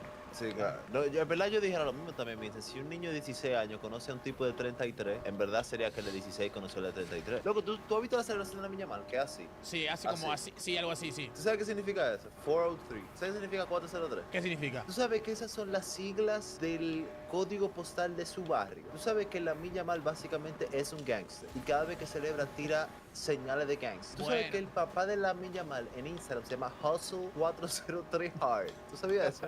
No tenía ni idea. ¿Tú sabías que Lamine Yamal es literalmente un gangster? Literalmente Lamine Yamal cada vez que celebra se dice que la 403, manito. Igual te veo buscando mucha información del Barcelona, Willy. Te veo buscando mucha data de Lamine Yamal. ¿Se puede ser que Lamine Yamal te gustaría que fuera madridista, Willy? ¿Y no le decís públicamente? Y es que fue un abuso, en verdad, bro. Ya tenemos a Arda Güler, la mejor promesa zurda del. Ya tenemos a Bellingham, el próximo Balón de Oro. Ya tenemos a Vini, el mejor gol de Sudamérica. Tenemos a Mbappé, el mejor del mundo. O sea, es que fue un abuso. Gracias a Dios se retiró Kroos. según tu lógica, Güler mejor que Hendrik. Hoy sí. Hoy sí. Yo lo que voy a decir es esto nada más. Ojito la temporada que viene. Porque Brasil hace poco tiempo hizo que Hendrik tuvo un dolor, se le complicó. Mbappé se rompió la nariz. Guarda, Guarda que la Hendrik temporada que dijo que viene no se venga un bajón de rendimiento y el Barça para arriba, Y el Barça Ahora, para arriba. ¿tú sabes lo que falla con esa lógica? Esos dos jugadores que tú dices, guarda, el Madrid ya ganó la Champions sin esos dos jugadores. Entonces, Bueno, está bien, bueno, pero el Barça esta temporada va a ser muchísimo más fuerte que la temporada pasada. Entonces ahí las cosas pueden cambiar, Vince. Claro. Basado en vibras, ¿no? La situación de la gente, las situaciones que tiene la gente, lo que se puede venir. Igual me gusta, porque la Juve quiere a Víctor Roque, ¿vieron? Por 70 millones. Bueno, buena venta si se da, No, imposible, pero. ¿qué va a pagar 70 millones por ese tigre? ¿Dónde tú leíste esa noticia? En fichajes.com, loco. Amigo, guarda lo que puede llegar a suceder la temporada que viene. Ojito, Lo que sí voy a decir algo, Ustedes dijeron que Vini Balón de Oro, Vini esto, Vini lo otro. Paren porque Vini le costó México. 3-2 le ganaron a México, con gol de Hendrik. ¿Qué tú quieres decir? ¿Qué dice eso de México? O sea, ¿qué tú quieres decir de México? Y que México es una selección hoy en día, por su nivel actual, débil. Entonces, ojito con Brasil que no haga papelones en Copa América. Imagínense una final de Copa América. Argentina-Brasil. La gana Argentina. La rompe toda Messi y Vini no toca la pelota. ¿Con qué cara le van a dar el Balón de Oro a Vini? Bueno, con la cara de que el tipo ganó la Champions, metió gol en la final, igualó a Messi con goles en finales de Champions, en cuanto a solo 23 años, fue el mejor gol del Real Madrid, ganó la Liga también, ganó la Supercopa de España. Pero Messi le ganó algún partido. O sea, ¿cómo le saca un Balón de Oro a un jugador que no le ganó? Que no le ganó un partido. Que no le ganó. O sea, todos esos datos que Messi son buenísimos, pero a Messi le ganó algún partido. No sé. ¿Tú sabes qué? Buena lógica esa, bro. O sea, el Balón de Oro no se puede dar a Vini porque Vini nunca le ganó. Ahora, fuera raro ganar un partido a Messi, Messi jugando en una liga de acabados, ¿no? Y Vini jugando la Champions. Bien, ¿y la Liga de Arabia? ¿Qué opinas de la Liga de Arabia? Una liga élite. Todos los jugadores. Mira, Kanté fue Hay man of the nivel, match. Kanté fue MVP en la Eurocopa en el torneo más difícil del fútbol. fútbol, más difícil que el Mundial, más difícil que la Copa América. ¿A qué no sale un MVP de la MLS en la Copa América? Ojito, Ni en la Eurocopa.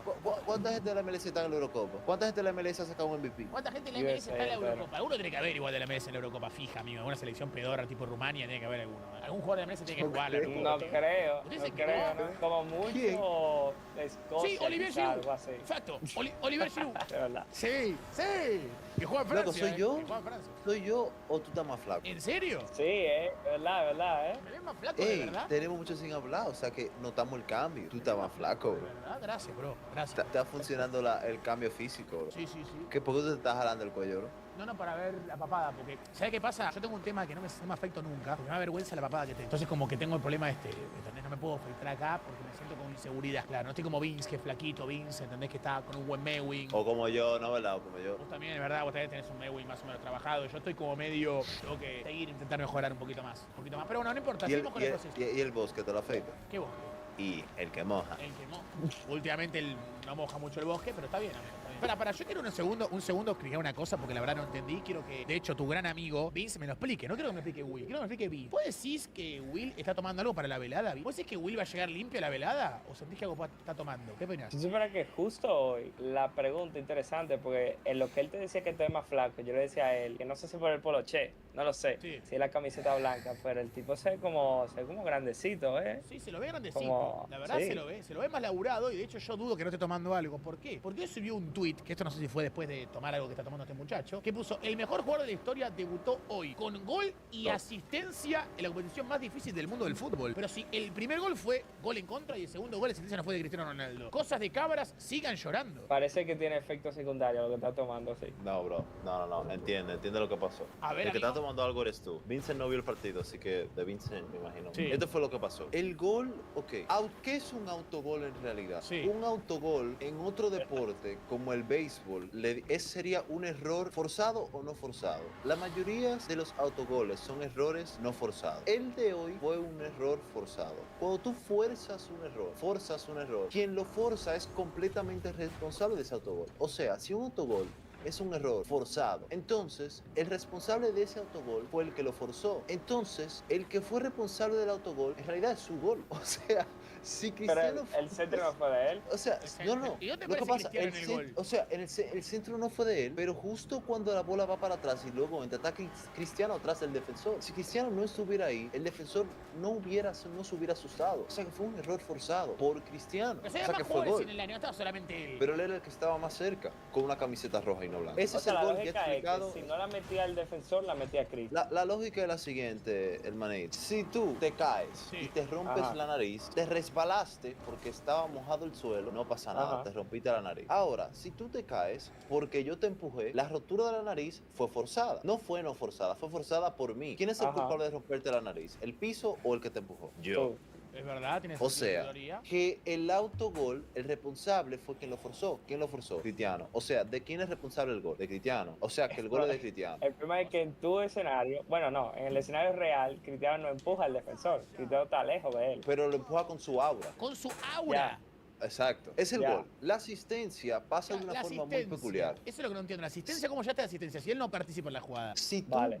si tú vas a transfermarket.com, te das Sí. cuenta que cuando un jugador se cae en el área y no tira el penal y lo tira a otro, cuenta como asistencia. ¿Qué pasa? Cristiano Ronaldo en este caso estaba en el área. ¿Quién metió el gol? Chico Conceição. Chico Conceição es hijo de Sergio Conceição. En el primer 11, cuando debutó Cristiano con el Sporting Lisboa, adivinen quién estaba en el 11 titular. Sergio Conceição. ¿Qué pasa? Al eso pasar, la familia de Conceição y la familia de Cristiano hicieron un pacto y fueron amigos. Nace el hijo de Conceição, idolatra a Cristiano toda su vida. Cristiano se vuelve su ídolo. De hecho, la familia de Cristiano, la familia de Conceição ven el partido juntos gracias a que el hijo de Conceição vio muchos videos de Cristiano y lo idolatró. No ponga esa cara de trolo. Y lo idolatró. Estoy entendiendo, sí. Se vuelve crack, le empieza a gustar el fútbol, se vuelve ídolo, lo convocan a la selección de Portugal, lo entran en la segunda parte y mete gol. Sin Cristiano, que recuerden, jugó con el padre de Conceição cuando debutó, quizás nunca hubiéramos tenido el mini Conceição, nunca lo hubieran seleccionado. Quizás sin Cristiano, Portugal no hubiera clasificado a la Eurocopa. O sea, que otra vez, ¿quién es el responsable de que ese niño sea crack? Cristiano. ¿Quién fue el que metió el gol? El niño crack.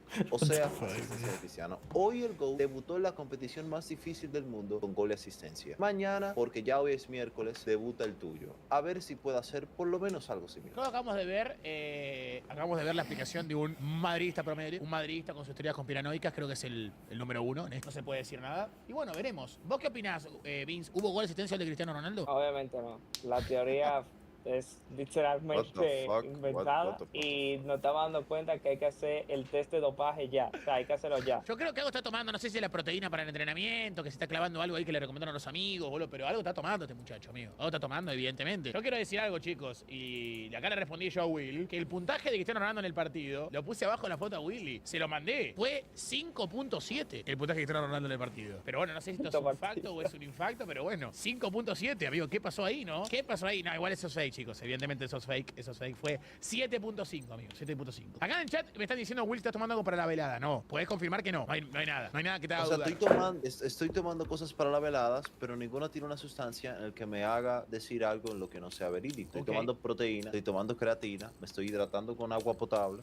O sea, sí, la verdad que sí estoy tomando cosas para la velada, pero no las cosas que quizás dice tú y tu chat. Es la mejor selección hasta ahora, después de la jornada número 1 de la Euro. Sin terminar. Sin dudas, Alemania. Sin dudas, Sin Alemania. dudas, Alemania. ¿A quién enfrentó a Alemania? A Escocia. Yo de una cosa, Vince, no sé si me bancas. ¿Vale más hacerle 5 a Escocia o 3 a Croacia? Evidentemente 3 a Croacia y dando fútbol champán. Fútbol champán. Fútbol champán. Está bien, dígame 4 jugadores de Croacia que no sean Gvardiol, Modric, Kovacic y Brozovic. Porque ustedes dicen Croacia. Para, a ver, me dijiste 4 jugadores que no sean quién, no robes. 4. Que no sea sin Modric, Kovacic, Brozovic y Livakovic. Perisic. Juranovic. Un banca. Juranovic inventadísimo. Juranovic, búsquelo. Pasaric y Petkovic. A dormir, hijo. Ya, a dormir a la calle. O sea, la gran Croacia. Un Modric acabadísimo. Un Kovacic que todos los jugadores demostraron en esta Eurocopa que sin Guardiola son básicamente un cero a la izquierda. Todos los jugadores de Guardiola jugaron malísimo. Sin el sistema de él. Brozovic que juega en la Saudi Pro League. O sea que es el único que se salva. Petrovic que falló todo. Así que la verdad que no sé. Tu lógica tiene falla por otro lado. Pues yo te digo, dime 3 jugadores de Escocia que no sean McTominay, Robertson y Che Adams. ¿Qué tú vas a decir? Gilmore, McTominay. No, McTominay no vale. Gilmore. No, McTominay no vale. Yo dije el otro McTominay. Hay dos. Ya. Gilmore, McTominay y Adam Watkins. Watkins. Sí, muy bien. Pero Watkins es el de Inglaterra. Hay otro Watkins. No, Charlie Adams. Ah, Charlie Adams, amigo, ok. Está bien, pero ok, es verdad. Croacia es mejor que Escocia. ¿Qué equipo jugó mejor? ¿Alemania o España en la jornada 1? Pues eso fue lo que tú preguntaste. ¿Qué equipo jugó mejor? Tú no preguntaste que si España... No. ¿Qué equipo jugó mejor? ¿Alemania o Croacia? Porque antes que tú mencionaras España, Vincent estaba de qué. Yo creo que evidentemente para mí vale más hacerle 3 a Croacia que 5 a España, que 5 a Escocia. Yo voy a decir algo, muchachos, y aquí hay que decirlo públicamente y se va a meter en la cueva Will y no lo va a decir. Will, ¿no vas a hablar de tu Inglaterra que iba a aplastar a todos? 1-0. Ay. 1-0. Y de milagro. Listen, mate. It's okay. It's coming home. It's still coming home. ¿Qué le pasó a Argentina en el Mundial en el primer partido? Nos tocó perderlo. ¿Contra quién? Contra Arabia. ¿Quién es mejor, Arabia o Serbia? Arabia. ¿Qué es peor, ganar o perder? ¿Qué es peor? ¿Ganar o perder? Perder. ¿Qué pasó a Argentina después de que le tocaron las peores cosas? Porque perdió y además perdió contra un peor rival que Inglaterra. ¿Qué pasó a Argentina después? ¿Salió campeona? ¿Por qué no puede pasar lo mismo a Inglaterra? ¿Estás queriendo decir que Bellingham sigue los pasos de su ídolo? Fuck, bro, me la hizo. Tú sabes que me la hizo.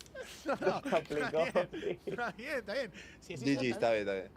Mr. Factos 4 la cobra 1. Está bien, no te pongas mal, pero bueno, ¿te diste cuenta? Es buena El esa. gol, haciendo un gol importante. ¿Te das cuenta, amigo, cómo Bellingham sigue mucho los pasos de Messi? Acá se ponen su Sí, velocidad. metiendo goles en fase de grupo, sí. Dale, boludo. Metiendo goles en fase de grupo, sí. Tengo una cosa que tengo que decirla, que no lo sabía hasta los otros días. ¿Ah? Y no puede ser que otra vez dejemos que esto pase. Así que tú quieres decir lo tuyo, digo lo mío. Decí lo tuyo, me asustaste. ¿Qué pasó? No puede ser que en otra competición internacional más, coincidencialmente la posible última del señor Lionel Messi, yo estaba haciendo un simulador de la Copa América. ¿Y por qué en ningún momento a Argentina le toca contra Uruguay, contra Brasil, contra Colombia? Al menos que no sea la final. ¿Tú sabes contra quién sí le toca a Argentina? Bolivia, Canadá, o sea, Sí, otra vez Ecuador, Messi Chile. fue beneficiado. Una competición que, sorpresa, chat, no tiene octavos de final. O sea, llega a cuartos. O sea, la Copa América es la Kings League, bro. O sea, literalmente, ¿cuál es la diferencia entre la Copa América y la Kings League? O sea, no hay tanta diferencia en realidad. Pero es que ahí, en realidad, si tú lo piensas. Pero ahí te das cuenta, Will, que evidentemente la Copa América es más difícil que la Eurocopa. Porque una Copa América jamás lo hubiera ganado Cristiano Ronaldo, pasando como mejor tercero. Eso en Copa América no existe, amiguito. Acá tenés que pasar, sos segundo de grupo, o primero. El tercero, a su casa. O sea que hay menos partidos. A Messi le tocó otra vez coincidencialmente el lado del bracket más fácil. ¿Eso tiene alguna explicación? ¿Por qué en ningún momento le toca contra Brasil, Uruguay o Colombia? Un sorteo, un famoso sorteo. O sea, evidentemente fue beneficiado otra vez. Una pregunta, vamos a decir, tú tienes un equipo, la Cobra Fútbol Club, vamos a decir, el Acabado Fútbol Club. ¿Qué tú prefieres? ¿Caer en el bracket donde están los equipos fáciles o caer en el bracket donde están los equipos difíciles? ¿Qué tú prefieres? Yo caer en el bracket del equipo difícil. Me gustan los desafíos. ¿Por qué? Exacto, porque te gustan los desafíos, ¿no? ¿Verdad? Sí, me gusta jugar a las mejores selecciones. Ok, o sea, en ese caso tú estás molesto de que Argentina le tocó el bracket fácil de la Copa América. Bracket fácil. Me tocó 2 campeones. Tengo una selección bicampeón de Copa América y otra selección bicampeón de Copa América. Decime con quién juega la Eurocopa Cristiano Ronaldo. ¿Contra quién juega en fase de grupos? ¿Quiénes son los campeones esos que tú dices? ¿Cuáles son esos campeones? Chile y Perú. ¿Quiénes? Chile y Perú. Decime los campeones que tiene de Eurocopa en su grupo Cristiano Ronaldo. Hoy en día, ¿quién es mejor? ¿Chile? ¿O contra quién fue que jugó Portugal? Dale, amigo. Dale, Chile mucho más. ¿Chile o República Checoslovaquia? Checa. ¿Chile o Checoslovaquia? Chile, obviamente. ¿Y por qué más jugadores de Checoslovaquia juegan en Europa que los de Chile? Porque el chileno es un jugador infravalorado y el checoslovaco está inflado. Para vos estás queriendo decir que la Eurocopa que ganó Cristiano Ronaldo en 2016 vale más que la Copa América de Messi. Evidentemente, bro, ¿cómo así? O sea, pero eso ni es debate, bro. Pero a ver, O sea, no hay obviamente, debate. No hay debate, pero a ver, vamos a repasar fase de grupos que jugó Cristiano Ronaldo. Jugó contra Islandia, Austria y Hungría. Ok, ¿cuál fue la fase de grupo de Messi en esa copa? Le ganó a Uruguay, jugó con Chile. Ok. Ojo. Jugó con Bolivia. Ok. Top Bolivia. Está bien. En octavo de final, ¿contra quién jugó Cristiano Ronaldo? Contra O Croacia. sea que ya, espérate, tú me confirmas que Cristiano ya tuvo un partido más. O sea, ahora cambió la dificultad, pero tuviste un partido más. No, Messi tuvo más partidos. Messi jugó contra Uruguay, jugó contra Chile, jugó con Bolivia y jugó contra uno más que no me acuerdo. Pero igual, hasta ahí jugó la misma cantidad de partidos. La diferencia es que son menos países en Sudamérica. Por eso no hay octavo. En octavo jugó Cristiano Ronaldo contra Croacia. Messi no jugó. O no, ustedes jugaron contra Croacia fue. Después cuarto de final, ¿contra quién jugó Cristiano Ronaldo? Contra Polonia. Argentina jugó contra Ecuador. Más nivel Ecuador. Semifinal jugamos nosotros contra Colombia. Ustedes jugaron contra Gales. Cavados. Dale, Will. La Gales de Gareth Bale, la Gales de Gareth Bale. Quito ahí, Bueno, está bien. Nosotros jugamos contra la Colombia de Jerry Mina. De James Rodríguez, de Fabra, claro. Y la final jugamos nosotros contra Brasil, ustedes contra Francia. Es una Copa América y una Eurocopa peleada, amigo. Si los equipos de la Eurocopa, todos tienen, la mayoría, si tú acumulas todo el equipo de la Eurocopa y tú sumas sus rankings, y tú acumulas todo el equipo de la Copa América y tú sumas sus rankings, sale 100% más alto el ranking de la Eurocopa que la Copa América. O sea, sin duda, hay más equipos en la Eurocopa con más ranking que en la Copa América. Eso es sin duda, o sea, eso no tiene debate. Entonces, ¿eso significa que la Eurocopa es más difícil? No, porque acabamos de decir que a Argentina le tocó el bracket fácil. O sea que en verdad, la Eurocopa 100%. Yo estoy de acuerdo con Mbappé. Eso lo hablamos ya. Mbappé tenía razón. La Eurocopa es más difícil que un mundial. Más difícil que una Copa. La Eurocopa es el mayor torneo. Para mí, una Eurocopa vale más que un mundial. O sea, Cristiano ahora mismo tiene más que un mundial. Pero mi pregunta Cristiano es, si todo no se basa en cambiaría FIFA, sus 5 Champions por un mundial. Cristiano sí cambiaría sus 5 Champions por esta Eurocopa. ¿quién? ¿Messi lo cambiaría?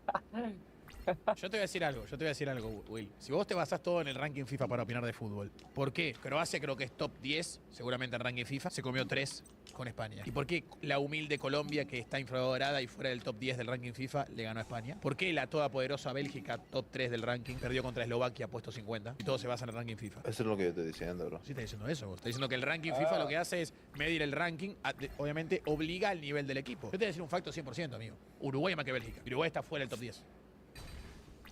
Sí, No pero todo se mide en eso, ranking no es FIFA. justo, eso no es justo porque Bélgica tiene algo de que siempre están en el top 3 por alguna razón. Sí, porque juegan contra Eso de Liechtenstein, Isla Feroe, San Cristóbal y Nieves, Madagascar, Namekusein. No juega contra selecciones de nivel. Si vos te das cuenta cómo le va a Bélgica en las Eurocopas y Copas del Mundo, no llega tan lejos, boludo. Máximo semifinal. ¿Por qué siempre top 3? No tiene sentido, Will. No tiene sentido. El único torneo que Bélgica jugó bien es 2018, la Copa del Mundo. Después nunca más. Después en la Eurocopa siempre cuarto de final, la Nation League perdieron. Boludo, la verdad.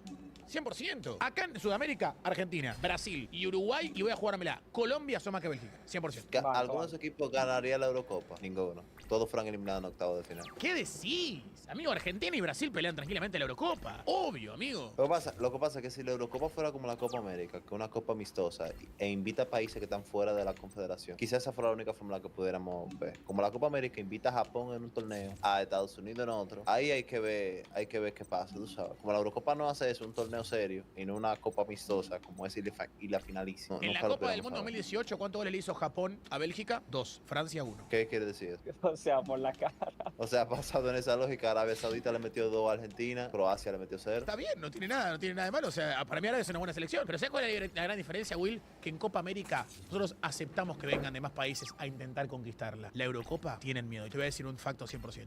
No tienen miedo solamente de Sudamérica.